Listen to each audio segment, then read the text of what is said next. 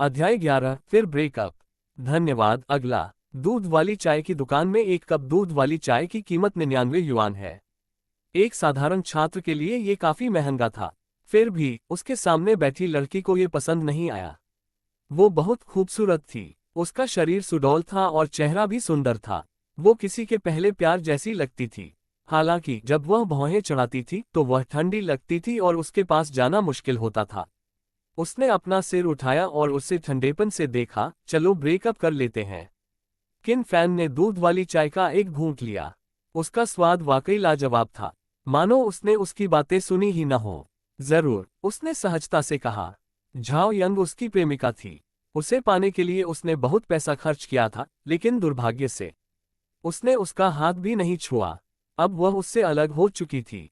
उसे इसकी कोई परवाह नहीं थी। वह अपनी जिंदगी में बस एक ही इंसान चाहता था। इस समय झाओ यंग ने उसकी बात बिल्कुल भी नहीं सुनी। वह बोलती रही, तुम मुझे वो नहीं दे सकते जो मैं चाहती हूँ। मैं शॉपिंग पर जाना चाहती हूँ, लेकिन तुम वो नहीं खरीद सकते जो मुझे पसंद है। मैं स्टारबक्स कॉफी पीना चाहती हूँ, लेकिन तुम मुझे वहां नहीं ले जा सकते। बताओ, तुम मुझे क्या दे सकते हो? मैं तुमसे नाता क्यों नहीं तोड़ सकता? रुको, तुमने अभी क्या कहा? किन फैन ने आइस्ड मिल्क टी का कप खत्म किया। वह खड़ा हुआ और लापरवाही से हाथ हिलाया। तो फिर अलविदा। उसने उसे रोकने की कोशिश भी नहीं की। झाओ यंग वहीं अचंभित और हैरान रह गई। वह विश्वास नहीं कर सकी कि यह वही किन फैन था जिसे वह जानती थी। आखिरकार किन फैन काफी समय से उसके साथ प्रेम प्रसन्न कर रहा था। वह हर रात उसे मैसेज करता रहता था जब तक कि वह रात के 10 बजे सोने नहीं चली जाती थी। हर सुबह 8 बजे वह समय पर उसका स्वागत करता था। अब उसने रिश्ता तोड़ने की पहल की। इससे झाओ यंग बहुत असहज हो गई। उसने दांत पीस लिए और गुस्से से खड़ी हो गई। तभी उसे एहसास हुआ कि उसके पास दूध वाली चाय के लिए पर्याप्त पैसे नहीं हैं। किन फैन, तुम कमीने। मैं तुम्हें माफ नहीं करूंगा। मुझे इसके लिए 200 युआन क्यों देने पड़ रहे हैं? तुम बहुत ज्यादा हो। उसे लगा कि किन फैन बहुत ज्यादा है। उसने दूध वाली चाय का भी पैसा नहीं दिया। यह आदमी बदल गया था। ठीक है, अगर वो जाना चाहता है तो चला जाए। शुक्रिया। अब आगे अगर उनका ब्रेकअप हो भी गया तो कोई बात नहीं। उसे कोई ज्यादा आज्ञाकारी लड़का मिल जाएगा। किन फैन ने अपना फोन निकाला और बिना किसी हिचकिचाहट के झाओ यंग का संपर्क हटा दिया। तभी किसी ने उसे एक संदेश भेजा। उसने उसे देखा और उसके चेहरे पर एक प्यारी सी मुस्कान आ गई। भाई, मैंने सुना है कि तुम्हारा अपनी गर्लफ्रेंड से ब्रेकअप हो गया है। तुम ठीक तो हो? हम्फ। झाओ यंग बहुत ज्यादा है। उसने सोशल मीडिया पर तुम्हारा मजाक उड़ाया था, किन याओ ने कहा। किन फैन ने जवाब दिया, ओह सचमुच? किन याओ ने आगे कहा, हाँ। उसने कहा कि तुम उसे दूध वाली चाय की दुकान पर लाए थे, लेकिन उसकी चाय के पैसे नहीं दिए। उसने कहा कि तुम एक बदमाश हो। हम्फ, वह बदमाश है। किन फैन जोर से हंसा। वह इस उपाधि के खिलाफ नहीं था। ये सही है, वह एक बदमाश था। हालांकि यह अगले 20 सालों की बात थी। उसने कभी नहीं सोचा था कि वह अपने स्कूल के दिनों में वापस लौट पाएगा। जैसे ही उसने एक आवाज सुनी और सिस्टम नोटिफिकेशन देखा, उसका चेहरा एक चमकदार मुस्कान से चमक उठा। स्टॉक में सबसे शक्तिशाली पुनर्जन्म देवता किन फैन। स्तर 1 अनुभव अंक 0% पैसा खर्च करने पर अनुभव अंक अर्जित किए जा सकते हैं और स्तर बढ़ाया जा सकता है। संपत्ति 1000 आरएमबी। क्षमता प्रतिदिन एक बार किसी स्टॉक की वित्तीय प्रवृत्ति का यादृच्छिक पूर्वानुमान लगाने में सक्षम। स्तर ऊपर एक निश्चित वित्तीय प्रवृत्तियों की भविष्यवाणी करने में सक्षम। उनके पिछले जीवन के अनुसार झाओ यंग से अलग होने के बाद उन्हें वित्तीय व्यापारी बनने में 20 साल लग गए। उनकी कुल संपत्ति 10 अरब युआन से अधिक थी और वे एक बड़े फाउंडेशन के मालिक थे। वह लग्जरी कारों में यात्रा करते थे और बीजिंग, शंघाई और गुआंगजो में उनके कुछ लग्जरी विला थे। उसने कई खूबसूरत लड़कियों को भी डेट किया था। हालांकि वह वास्तव में खुश नहीं था। बेशक इसका झाओ यंग से कोई लेना देना नहीं था। झाओ यंग तो बस एक राहगीर था। जिसने उसे सचमुच पछतावा कराया वह उसकी छोटी बहन किन याओ थी। उसने अपने फोन पर फोटो देखी। लड़की ने साधारण कपड़े पहने थे, लेकिन साफ दिख रहा था कि वह एक खूबसूरत लड़की थी। अब जब वह किन याओ को जीवित और सक्रिय देख पा रहा था तो उसे लगा कि यह यात्रा सार्थक थी। तो क्या हुआ अगर उसकी संपत्ति अरबों में थी? उसकी तुलना किन याओ से भी नहीं की जा सकती। उन्होंने एक स्टॉक देवता बनने में 20 साल लगा दिए थे। हालांकि उनकी बहन, जो उनके परिवार की एकमात्र सदस्य थी, किन याओ, अपनी बीमारी के कारण अस्पताल में भर्ती थी।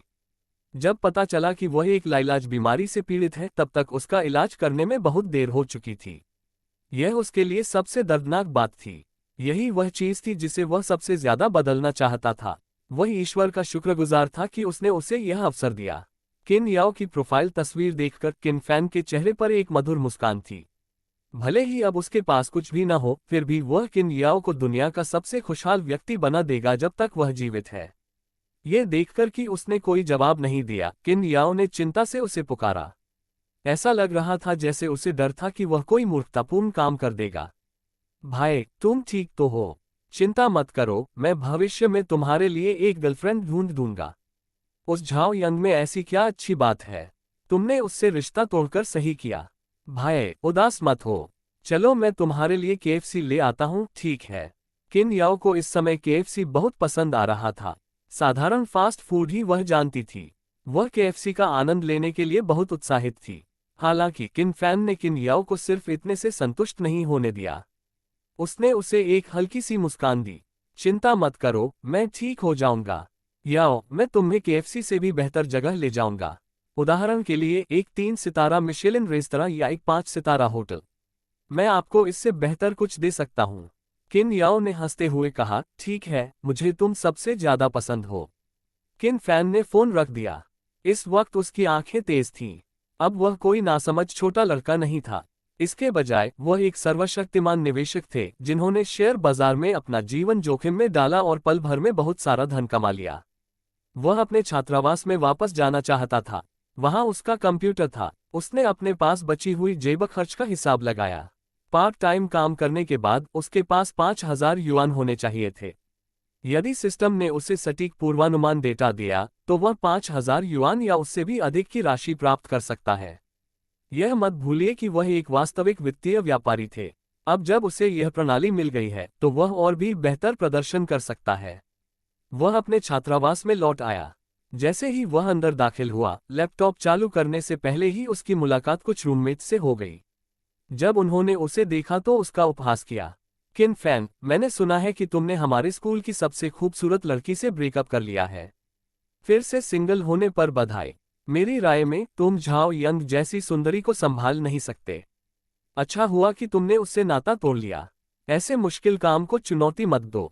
ये सही है। सिंगल्स की जय हो। हम रात में फिर से साथ में समय बिता सकेंगे। उनमें से जो कुछ एक दूसरे के करीब थे आपस में मजाक कर रहे थे। जाहिर था कि वे उसके टूटे हुए दिल को हल्का करने की कोशिश कर रहे थे। हालांकि कोई अंदर आया और उपहास करने लगा। वह इस स्कूल की सबसे खूबसूरत लड़की थी, झाओ यंग। वह उसका दिल कैसे जीत सकता था? मैंने कहा, वह उसे सिर्फ एक बेवकूफ अमीर आदमी समझती है। क्या मजाक है? क्या वह सचमुच सोचता है कि वह उसका बॉयफ्रेंड हो सकता है? वह तो बस एक एटीएम है। अध्याय 22। 500 युआन का खर्च वहन नहीं कर सकते इस लड़के का नाम झांग ताओ था। वह एक अमीर परिवार से था और किन फैन को नीची नजर से देखता था क्योंकि वह झाओ यंग के साथ डेटिंग करता था।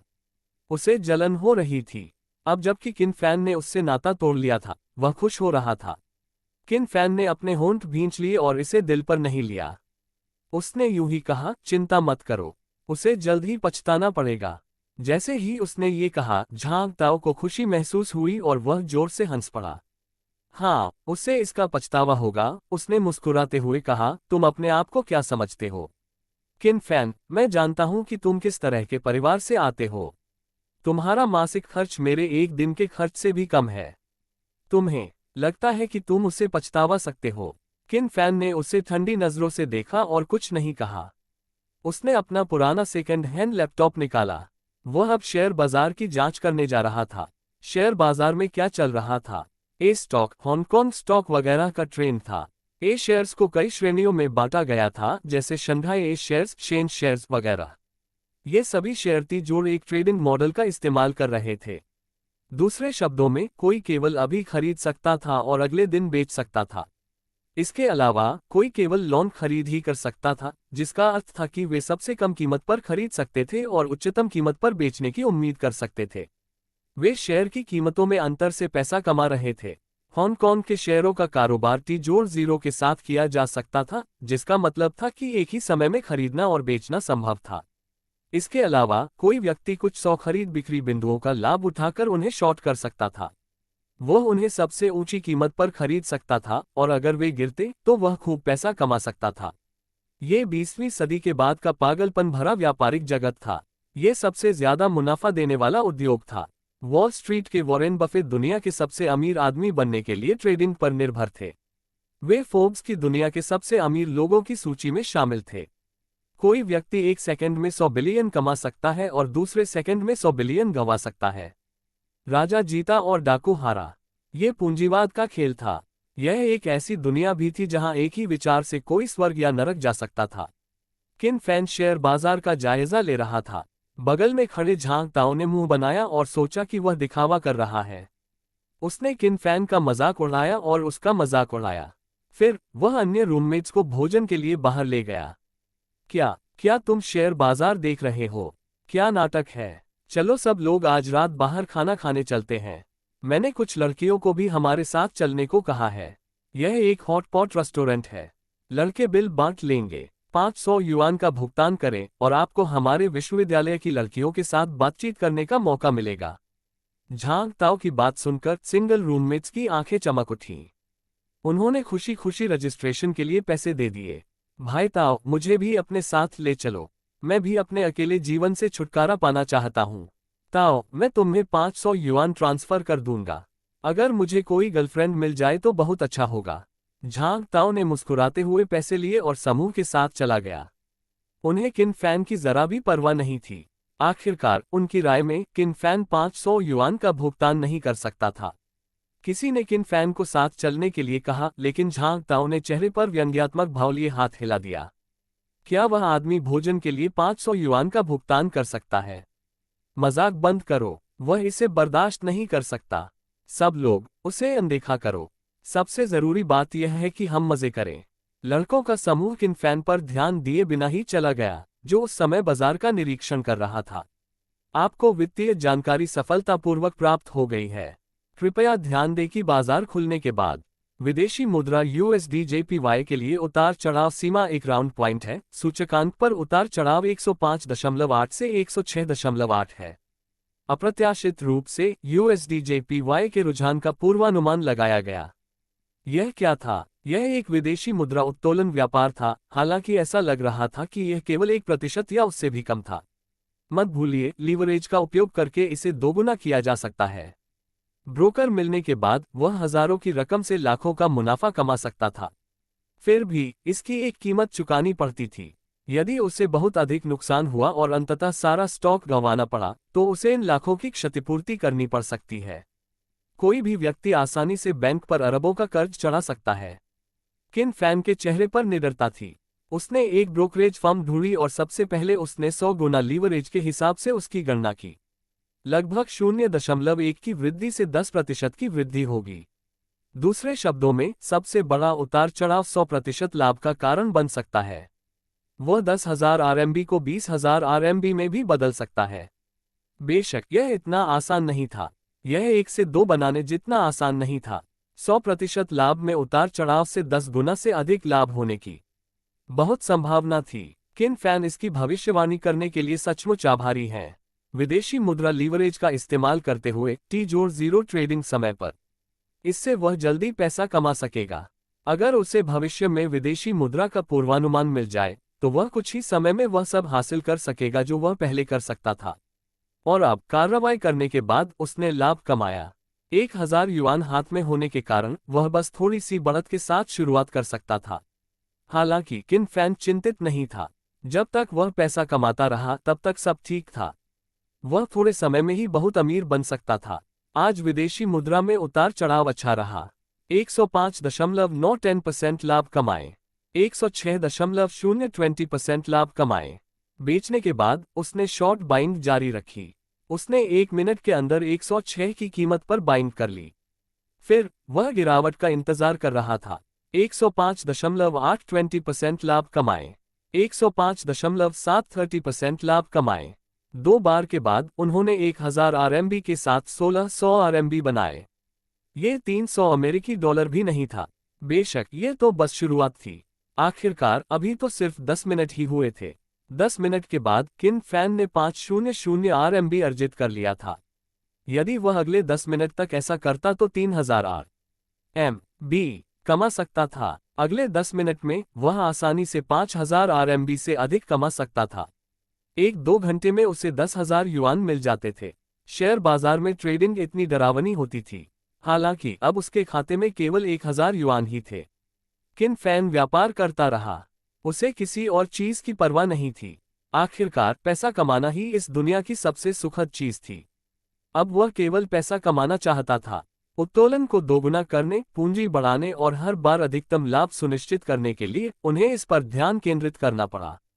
उसके पास शौचालय जाने का भी समय नहीं था, पानी पीने की तो बात ही दूर थी। समय बीतता गया। 1.5 घंटे बाद लोगों ने अपना खाना खत्म किया और वापस लौट आए। वे पछतावे से भरे चेहरे के साथ छात्रावास लौट आए। जाहिर है, मैचमेकिंग सत्र के दौरान उन्हें लड़की का संपर्क नहीं मिला था। किसी लड़की को रिझाना इतना आसान नहीं था। वहां केवल एक ही व्यक्ति था जिसके चेहरे पर उज्ज्वल मुस्कान थी।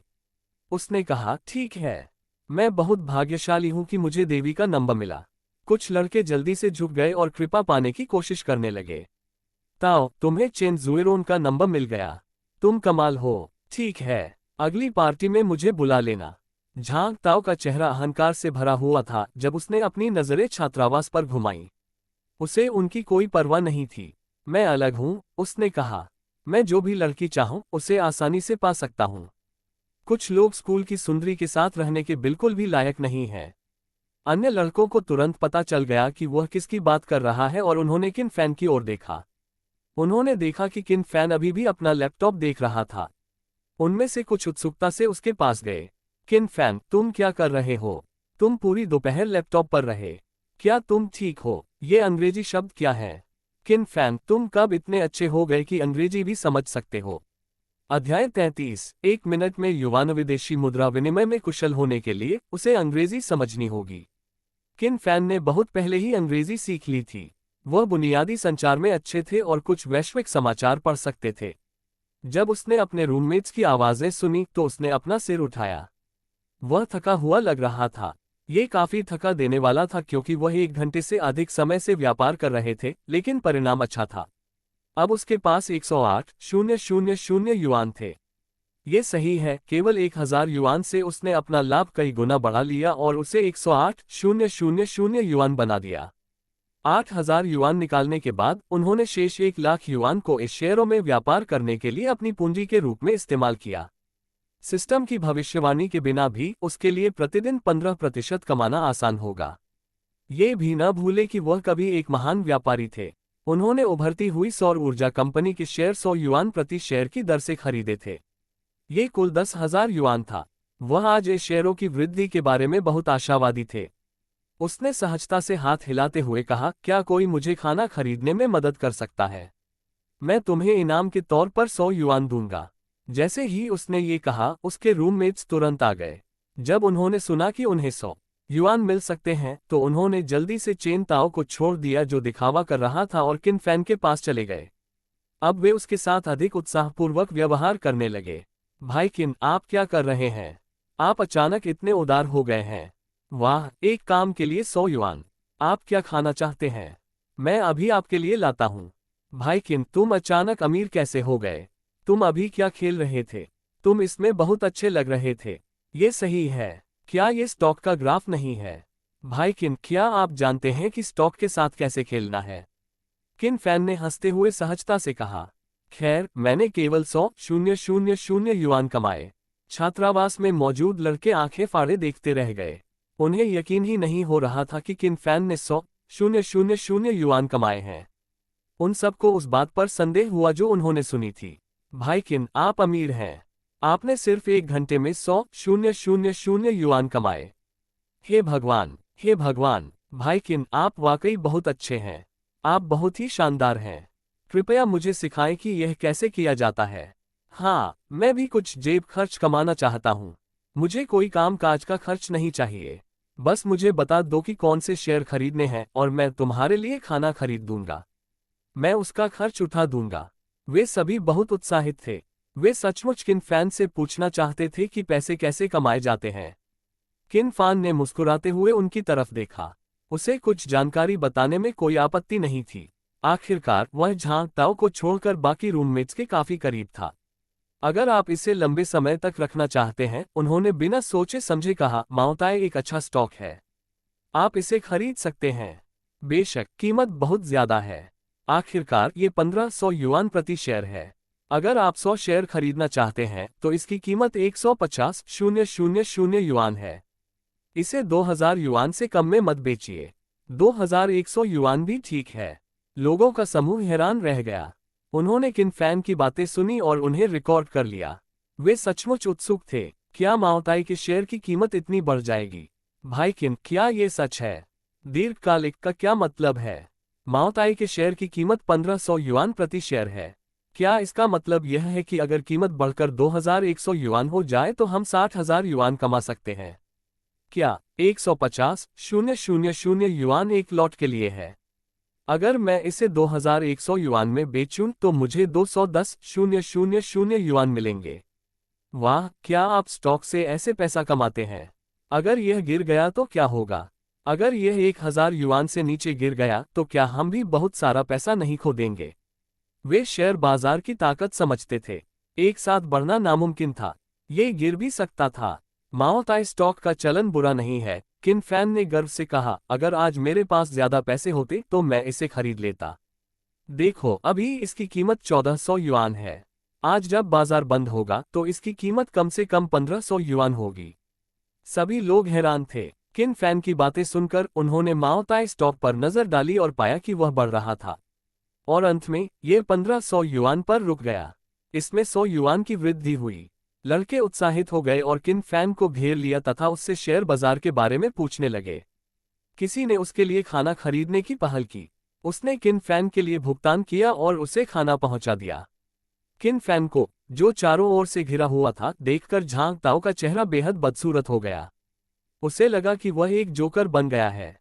अगली सुबह किन फैन ने उठकर कल खरीदी गई सौर ऊर्जा का स्टॉक चेक किया।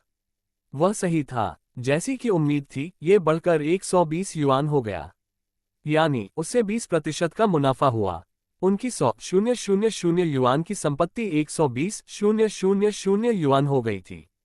20,000 युआन और निकालने के बाद किन फैन ने अपना फोन निकाला और किन याओ को एक संदेश भेजा।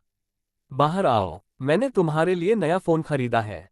स्कूल के गेट पर मेरा इंतजार करो, मैं इसे आपके पास भेज दूंगा। किन याओ ने तुरंत कुछ प्रश्न चिन्हों के साथ उत्तर दिया। वह अवाक थी। किन फैन ने कहा, मैंने स्टॉक ट्रेडिंग करके कुछ पैसे कमाए। कैसा रहा? आपका भाई कमाल का है ना? वाह, कितना कमाया? फोन तो बहुत महंगा है। किन फैन ने जवाब दिया, हाँ, ये ज्यादा नहीं है, बस कुछ लाख ही होंगे। किन याओ ने कहा, क्या आप 10,000 युआन की बात कर रहे हैं? आप अद्भुत हैं। किन फैन हंसते हुए स्कूल के गेट से बाहर चला गया। जाते हुए उसने किसी को देखा। जब उसने झाओ यंग को देखा तो ये स्पष्ट था कि झाओ यंग ने भी उसे देखा था।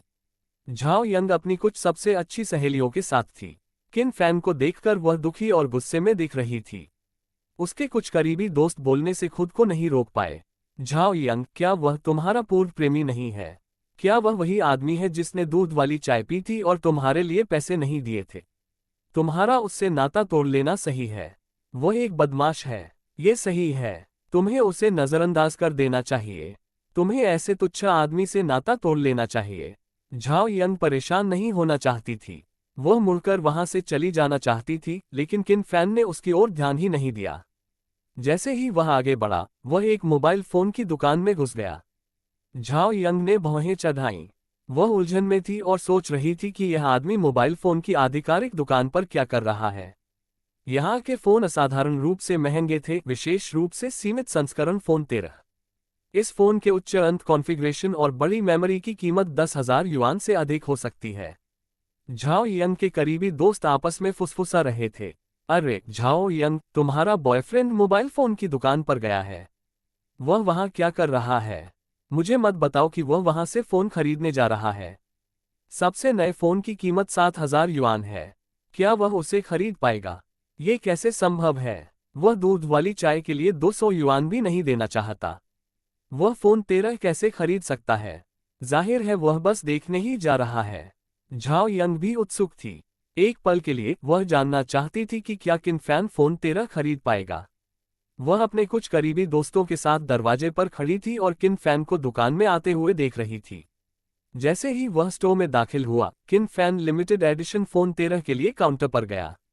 वह वेटर के पास गया और बोला, मैं 13P में 2 उच्चतम स्पेसिफिकेशन वाले फोन लेना चाहूंगा। वेट्रेस की आंखें चमक उठी और उसने मीठी मुस्कान के साथ कहा, नमस्ते, हमारे स्टोर का 13P वाला फोन अब 9,888 युआन में बिक रहा है। इनमें से 2 की कुल कीमत 19,000 युआन होगी, जो लगभग 20,000 युआन है। क्या आप खरीद रहे हैं? किन फैन ने जरा भी देर नहीं की। उसने अपना फोन उठाया, कोड स्कैन किया और भुगतान कर दिया।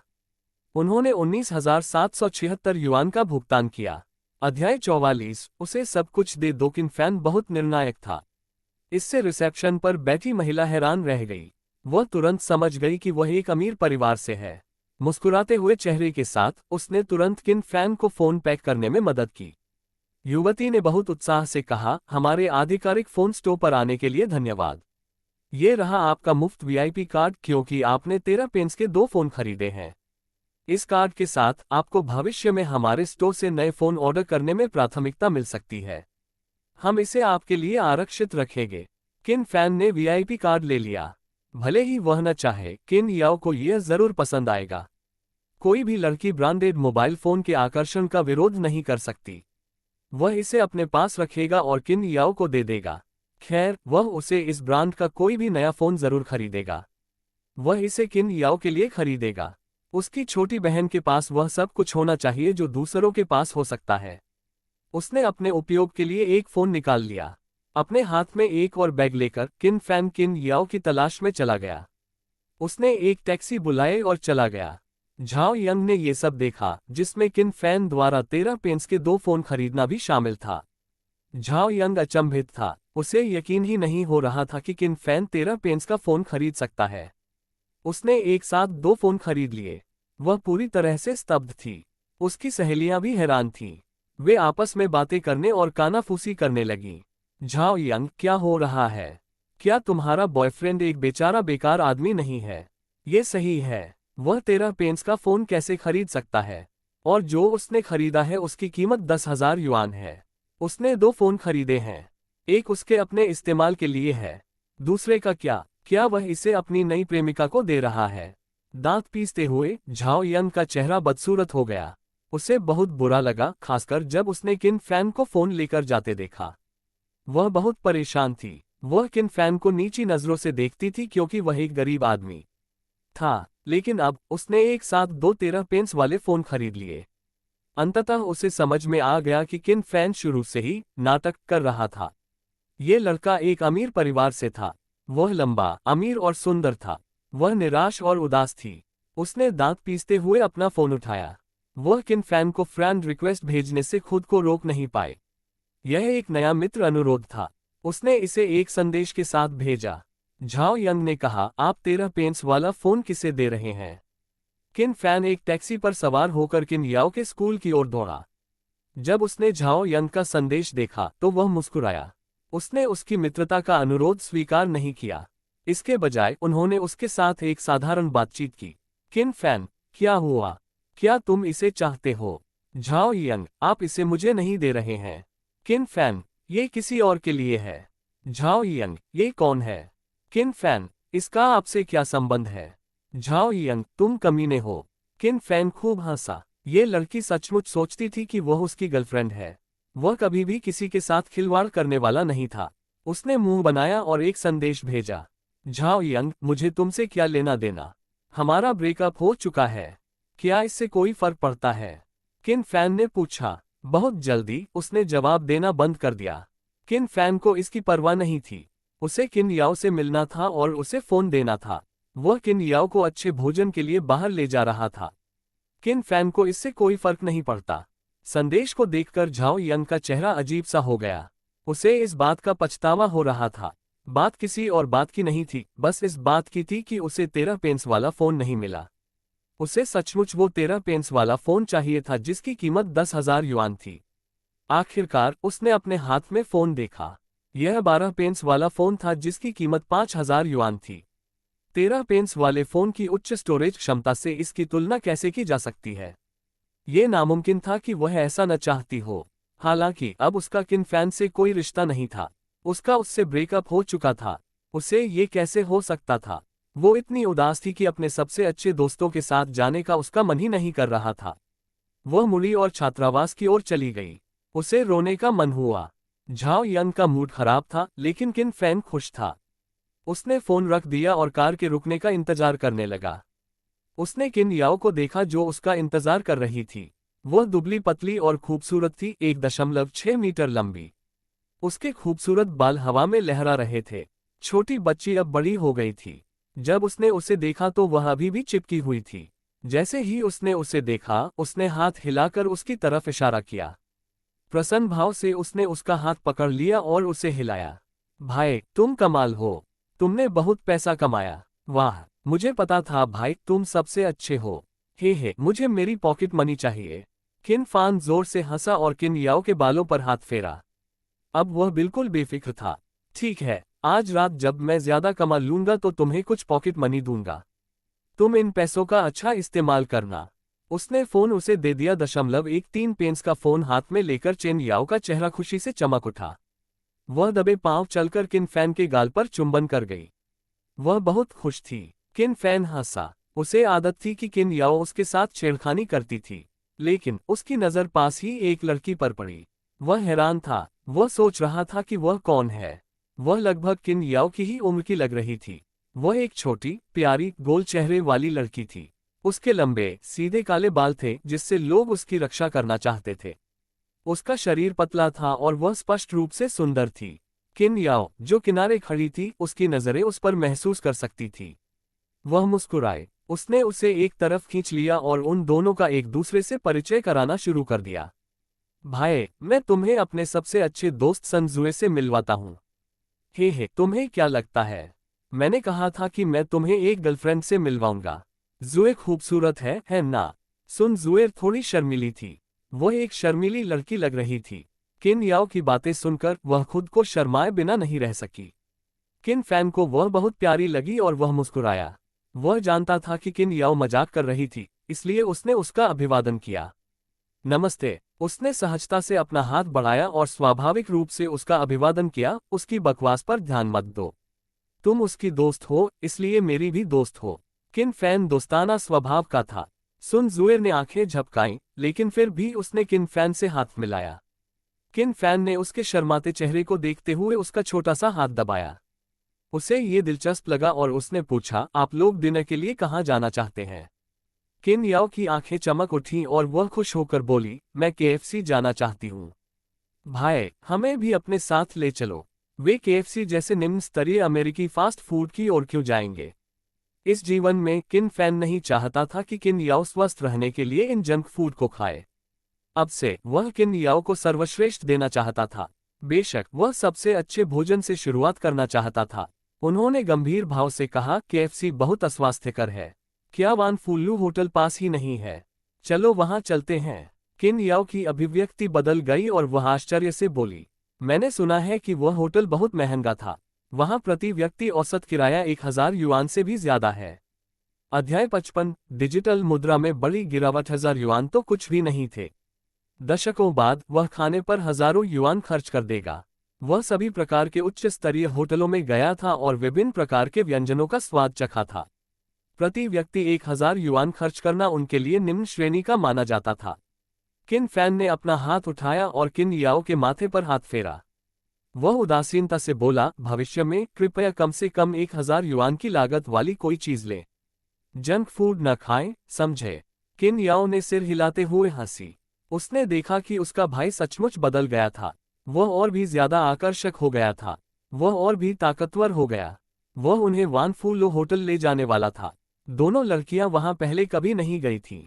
वे भी देखना चाहती थीं कि वह जगह कितनी आलीशान है। वे किन फैन के पीछे चले गए। वे टैक्सी से होटल पहुंचे। किन फैन ने आह भरी। कार के बिना ये बहुत असुविधाजनक था। बाद में जब उसके पास पैसे आए तो उसे अपने लिए एक कार लेनी पड़ी। वे वान फूलो में प्रवेश कर गए। दोनों लड़कियां भव्य सजावट से आकर्षित हुईं। एक उच्च स्तरीय रेस्तरां में सेवा आमतौर पर बहुत अच्छी होती है। आखिरकार इस जगह का औसत खर्च मध्यम से उच्च स्तर का था। वेटरों का चयन और प्रशिक्षण किया गया था। वे सभी वर्दी पहने हुए थे। एक वेटर उत्साह से आया और मुस्कुराते हुए पूछा, नमस्ते, क्या आपके पास कोई आरक्षण है? नहीं, किन फैन ने लापरवाही से अपना हाथ हिलाया और कहा, कृपया हमें एक शांत जगह दिलाए। वेटर ने मुस्कुराते हुए स्वागत किया। किन फैन का व्यवहार बहुत स्वाभाविक था। वह बिल्कुल भी अजीब नहीं लग रहा था। सुन जुएर उत्सुक थी। उसने झुककर पूछा, किन याओ, तुम्हारा भाई बहुत अच्छा है। क्या वह अक्सर यहाँ आता है? किन याओ के चेहरे पर मुस्कान थी। उसने शेखी बघारने की कोशिश की। मेरा भाई बहुत आकर्षक है। पहली बार ऐसा होने के बावजूद वह सक्षम है। मैं आपको बता दूं, वह पढ़ाई में बहुत अच्छा है। वह सबसे अच्छे लोगों में से एक है। वह एक बार में 1 लाख युआन कमा सकता है और भविष्य में वह कुछ मिलियन भी कमा सकेगा। सुन जुएर का मुंह खुला का खुला रह गया। वह कल्पना भी नहीं कर सकती थी कि यह कितना अद्भुत था। वह अचंभित थी। उनकी बातचीत सुनकर किन फैन हंस पड़ा। वह कहना चाहता था कि कुछ करोड़ कमाना उसका लक्ष्य नहीं था। 10 अरब, बस इतना ही। वह और अधिक करने में सक्षम था। वान फूलों में खाना बुरा नहीं था। वहां कई घर के बने व्यंजन थे, लेकिन उनका स्वाद लाजवाब था। जैसे फीनिक्स सूप, जिसकी कीमत 500 युआन थी। ये बहुत स्वादिष्ट था और तीनों के लिए इसकी कीमत केवल 3000 युआन थी। ये बहुत ज्यादा पैसा नहीं था। बेशक वह इस भोजन का खर्च उठा सकता था। ये बात तब और भी ज्यादा सच हो गई जब उसने किन याओ को बड़े चाव से खाते देखा। वह बहुत खुश हुई और बोली कि यह केएफसी से भी बेहतर है। किन फैन ने एक प्यारी सी मुस्कान बिखेरी। वह और पैसा कमाना चाहता था और किन याओ को देना चाहता था। वह किन याओ को कुछ जेब खर्च भी देना चाहता था। उन्होंने आज के मिशन को स्वीकार नहीं किया। अगर आज का मिशन अच्छा होता तो वे पूर्ण शक्ति का मूल्य प्राप्त कर सकते थे। अब वह पैसा कमाने के लिए इंतजार नहीं कर सकता था। वे तीनों रात्रि भोजन के बाद चले गए। किन फैन ने अलविदा कहा और अपने छात्रावास में लौट आया। दोनों लड़कियां थोड़ी अनिच्छुक थीं, विशेष रूप से सुन जुए, जिसे किन फैन के साथ ज्यादा बातचीत करने का मौका नहीं मिला। उसे थोड़ा अफसोस हुआ। वह मुंह बनाकर परेशान दिख रही थी। किन याओ, क्या उससे मुझ में कोई दिलचस्पी नहीं है? दरअसल किन फैन बाकी लड़कों से अलग था। वह उदार था और उसका स्वभाव भी अच्छा था। उनके स्कूल के लड़के उसके सामने कुछ भी नहीं थे। सुन जुएर थोड़ी चिंतित थी। वह उसे पसंद तो नहीं करती थी, पर थोड़ी परेशान जरूर थी। किन याओ ने उसकी छाती थपथपाए, मानो कोई गारंटी दे रही हो। चिंता मत करो, मेरा भाई तुम्हें जरूर पसंद करेगा। मैं उस कुतिया को उसे फिर से ले जाने नहीं दूंगा। अब जब वह जानती है कि वह कितना महान है, तो वह उसे वापस पाने की कोशिश कर सकती है। सुन जुएर को आश्चर्य हुआ और उसने कहा, उनका ब्रेकअप हो गया है ना? क्या वे अब भी साथ आ सकते हैं? किन याओ ने गंभीरता से सिर हिलाया और कहा, बिल्कुल। झाओ यंग को नहीं पता था कि वह कितना अच्छा है। उसने अब तक उसे बहुत सारे संदेश भेजे होंगे। एक बार जब उसे पता चल जाएगा कि वह पैसे कमा सकता है, तो वह उसे वापस पाने का कोई रास्ता जरूर खोज लेगी। इससे सुन जुए थोड़ी घबरा गई। सच में, अच्छे मर्द सभी लड़कियों का ध्यान अपनी ओर खींच लेते हैं। किन फैन सभी साधारण लड़कों की तुलना में अधिक आकर्षक था। पुनर्जन्म के बाद से ही उन्होंने शून्य से शुरुआत की थी। एक समय वे अरबों खरबों की संपत्ति वाले एक वित्तीय दिग्गज थे। इस समय किन फैन छात्रावास में लौट आया। उसके कमरे में कोई उस देवी का प्रदर्शन कर रहा था जिसे वह जानता था, लेकिन किन फैन को इसकी परवाह नहीं थी। झांग ताओ अमीर होने के बावजूद वाकई एक हारा हुआ इंसान था। उसने फोन पर एक लड़की को जोड़ा। वह एक खूबसूरत लाइव ब्रॉडकास्टर थी। उसे उसमें कैसे दिलचस्पी हो सकती थी? उसकी मासिक पॉकेट मनी सिर्फ 10,000 युआन थी। क्या एक खूबसूरत प्रसारण लड़की उसके लिए गिर जाएगी जिसके पास केवल 10,000 युआन प्रति माह है? यह असंभव था। झांग ताओ उसके लिए एक वास्तविक हारा हुआ व्यक्ति था। उसके लिए उसका दिल जीतना नामुमकिन था। झांग ताओ के भ्रमित चेहरे को देखकर किन फैन को वह बस मनोरंजक ही लगा। उन्होंने अपना लैपटॉप चालू किया और वित्तीय स्थिति की जांच की। उसे वित्तीय मिशन प्राप्त हुआ। जब तक ये स्टॉक के बारे में नहीं था, इस तरह के मिशन से उन्हें बहुत पैसा कमाने का मौका मिलेगा। चाहे वह वायदा हो, डिजिटल मुद्रा हो या विदेशी मुद्रा, वह इसके लिए तत्पर थे। डिजिटल मुद्रा प्रवृत्ति का पूर्वानुमान प्राप्त हुआ। बीटीसी गिर रहा है, 40,000 अमेरिकी डॉलर का उतार चढ़ाव हो रहा है। सबसे कम कीमत 30,000 अमेरिकी डॉलर है। 10,000 अमेरिकी डॉलर के उतार चढ़ाव ने किन फैन की आंखों में चमक ला दी। उसने कभी सोचा भी नहीं था कि ऐसा होगा। बीटीसी दरअसल बिटकॉइन था। ये डिजिटल मुद्रा बहुत शक्तिशाली थी। इसने प्रति इकाई 100,000 अमेरिकी डॉलर का सिक्का चलाया था। हालांकि ये पहले ही काफी नीचे गिर चुका था। किसने सोचा होगा कि एक समय की महान हस्ती इतनी नीचे गिर जाएगी? इसकी उम्मीद किसने की होगी? किन फैन ने मन ही मन ग्राफ को देखा और मुस्कुराया। उसे बहुत आत्मविश्वास महसूस हुआ। इस दर पर 1 लाख युआन को 15,000 अमेरिकी डॉलर में बदला जा सकता है। कुछ लहरों के बाद मैं कुछ 100,000 अमेरिकी डॉलर कमा सकता हूं। ये सोचकर वह उत्साहित हो गया। उन्होंने विदेशी ट्रेडिंग वेबसाइट पर लॉग इन किया और BTC के लिए शॉर्ट खरीदना शुरू कर दिया। हालांकि जब वह व्यापार कर रहा था तो उसकी नज़र एक पोस्ट पर पड़ी। वॉल स्ट्रीट के वित्तीय विशेषज्ञ चार्ली ने अपनी बात कह दी है। उन्होंने BTC की कीमत बढ़ा दी है। अब ये 45,000 अमेरिकी डॉलर पर वापस आ गई है। वॉल स्ट्रीट के वित्तीय प्रतिभाशाली व्यक्ति के बारे में इस पोस्ट पर कई लोगों ने टिप्पणी की। पहली टिप्पणी, मिस्टर चार्ली से यही उम्मीद की जाती है। वाह, वो वॉल स्ट्रीट के सबसे कम उम्र के अरबपति हैं। उनकी संपत्ति अरबों डॉलर में है। दूसरी टिप्पणी, बिल्कुल सही। अभी तो उसकी उम्र 30 साल भी नहीं हुई है और वो पहले से ही इतना कमा रहा है। चार्ली अमर रहे। तीसरी टिप्पणी, मैं BTC की कीमत बढ़ाने के लिए चार्ली का अनुसरण कर रहा हूं। अगले कुछ दिनों में यह आसमान छू जाएगा। इन पोस्टों से ऐसा प्रतीत होता है कि चार्ली वास्तव में बहुत सक्षम है। वॉल स्ट्रीट अमेरिका की एक वित्तीय गली थी। वहां हर कोई वित्तीय उद्योग से जुड़ा था। शेयरों के देवता वॉरेन बफे भी वहीं से थे।